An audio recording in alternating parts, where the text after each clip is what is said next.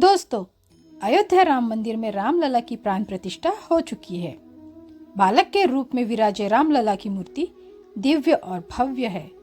रामलला को जो जेवर पहनाए गए हैं, उनमें से रामलला की छवि अलौकिक दिख रही है।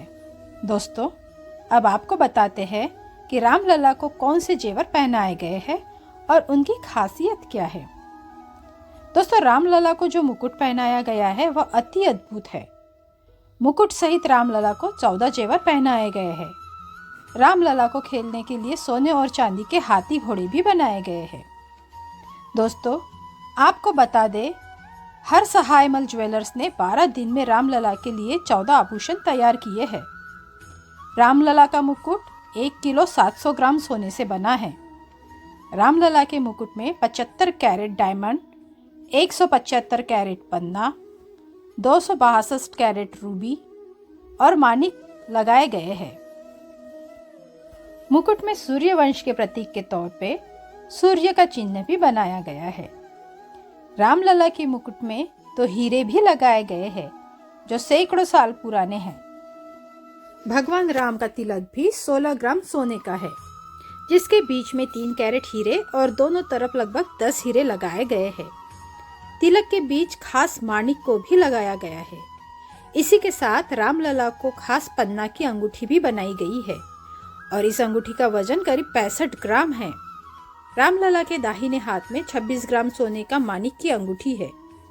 रामलला के गले के हार का वजन 500 ग्राम है। भगवान राम के इस हार में करीब 150 कैरेट माणिक और 380 कैरेट पन्ना लगाया गया है।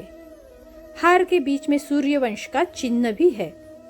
भगवान राम के गले में सबसे बड़ा हार है, वह है विजय माला, जिसका वजन 2 किलो है, जिसे 22 कैरेट सोने से बनाया गया है।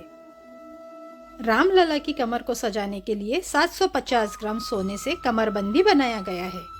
इसमें 70 कैरेट हीरे और 850 कैरेट माणिक और पन्ना लगाया गया है। रामलला की नाजुक बाजू के लिए 22 कैरेट गोल्ड के 400 ग्राम के बाजूबंद भी बनाए गए हैं। अब बात करते हैं रामलला के कंगन की, जो 850 ग्राम सोने से बनाए गए हैं। रामलला के हाथों में जो धनुष बाण है वह 1 किलो सोने से बनाया गया है। दोस्तों, इन सब जेवरात को बनाने वाले ज्वेलर्स अंकुश अग्रवाल हर सहायमल बताते हैं कि माननीय प्रधानमंत्री जी ने मूर्ति को 30 दिसंबर को फाइनल किया था और 1 जनवरी को उनको रामलला की मूर्ति के लिए जेवरात बनाने के लिए ट्रस्ट की ओर से फोन आया था कि आपको प्रभु के जेवरात बनाने हैं। वे कहते हैं कि मैं 2 तारीख को मंदिर गया और प्रभु का माप लेकर आया। 2 तारीख के बाद अंकुश जी अपने जयपुर वाली फैक्ट्री में गए। रामायण सीरियल और वाल्मीकि रामायण से ज्वेलरी की डिजाइन्स निकाले। उन्हें यह हिदायत भी दी गई थी ट्रस्ट की ओर से कि डिजाइन बनाते वक्त यह याद रखा जाए कि मूर्ति 5 वर्षीय बालक की है और हमें जेवर भी इसी उम्र के मुताबिक बनाना है।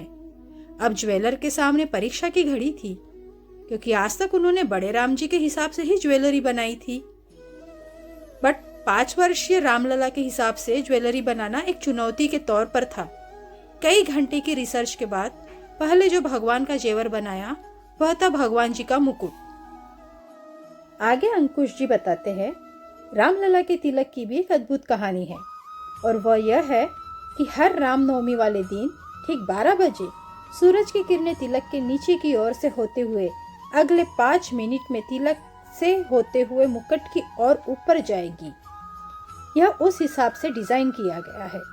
अब अंकुश जी बताते हैं छोटे हार के बारे में। हमने सूर्य भगवान की प्रति बनाई है और बाजू में माणिक के फूल बनाए हैं और नीचे की ओर पन्ना लगाया गया है। अब चौथा जेवर आता है 5 लड़ा, जिसका मतलब होता है 5 लड़ियों वाला। यह 5 लड़ियों वाला हार पंचतत्व को दर्शाता है और पंचतत्व से ही बना है। इसी श्रृंखला में 5वां हार है विजय हार। अंकुश जी बताते हैं, विजय हार की खासियत यह होती है कि यह सबसे लंबा हार होता है और भगवान के चरणों तक जाता है। इस हार में भगवान के चक्र, कमल और कमंडल, इन तीनों को इस्तेमाल किया गया है और बीच के पैंडल में सबसे शुभ 5 फूल बनाए गए हैं, कुंद, पारिजात, कमल, तुलसी और चंपा। भगवान का छठा जेवर है कमरबंद। इसमें माणिक पन्ना और सभी प्रकार के नवरत्नों का उपयोग किया गया है। रामलला का 7वां जेवर है बाजूबंद, जो दोनों बाजुओं के लिए तैयार किया गया है।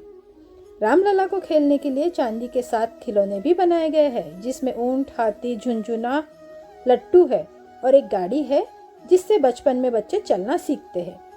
अंकुश जी आगे बताते हैं कि भगवान के पूरे जेवरात में करीब करीब 15 किलो सोना यूज हुआ है। इसके अलावा 18,500 नेचुरल डायमंड लगाए गए हैं, 3,500 मानिक लगे हुए हैं और करीब 800 पन्ना लगे हुए हैं। अंकुश जी आगे बताते हैं कि 16 तारीख को जब वे रामलला की मूर्ति को आभूषण पहनाने के लिए गए, तब उन्हें 3 घंटे लगे थे आभूषण पहनाने के लिए, और इस तरह उन्होंने भगवान को पूरा श्रृंगार करके रेडी किया। दोस्तों, यदि आपको रामलला के बारे में दी गई हमारी जानकारी अच्छी लगी हो तो प्लीज़ हमारे चैनल को लाइक, शेयर और सब्सक्राइब ज़रूर करें